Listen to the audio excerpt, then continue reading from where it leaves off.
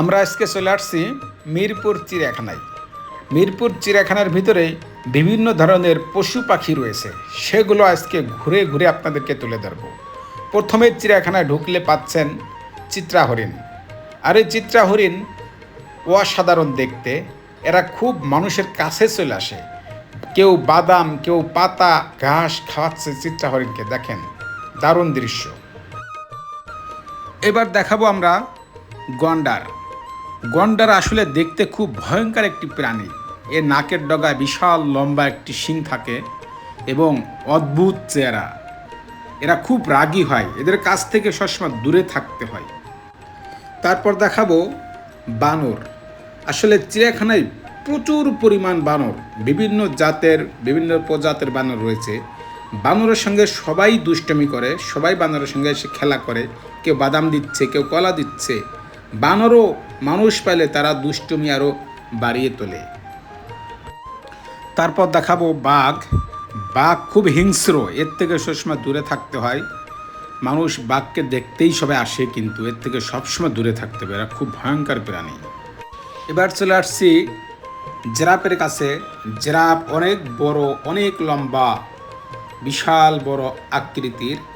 Giraffe ঘাস পাতা খেয়ে থাকেন, তবে জিরাফ সবসময় দাঁড়িয়ে দাঁড়িয়ে ঘুমায়।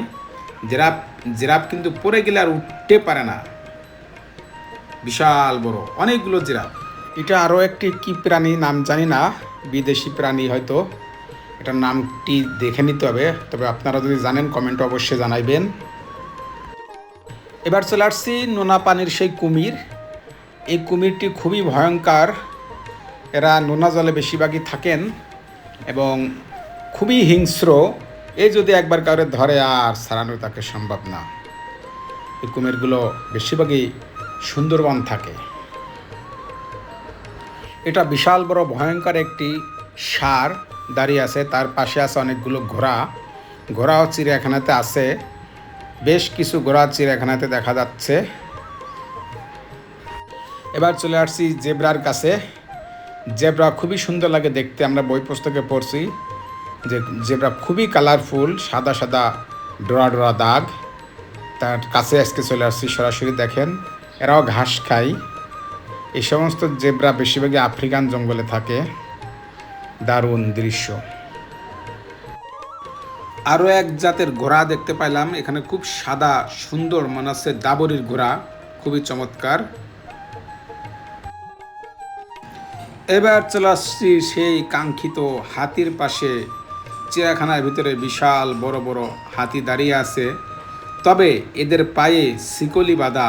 এরা শুধু একটি জায়গা দিয়েই শুধু ঘুরছে, ওদের সীমাবদ্ধতা মাত্র 5 থেকে 10 হাত জায়গাতে ঢুক, সেখানে বাধা রয়েছে, এখানে বাধাই থাকে। তার পাশে কাঠবিড়ালি খেলা করছে হাতির পাশ দিয়ে, দারুণ একটা দৃশ্য।